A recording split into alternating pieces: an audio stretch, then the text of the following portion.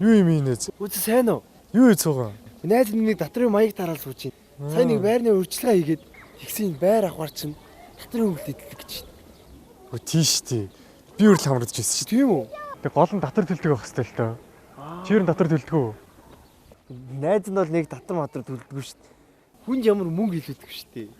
Өө найз минь дээ. Ийм сэтгэлтэй дэж болохгүй шүү дээ. Чи бидний төлсөн татрын мөнгө чинь гол нь буцааж авахтай биш. Нийгмийн хөгжилд ямар их үр нөлөө үзүүлдэг найз чам тайлбарж өгье л дээ.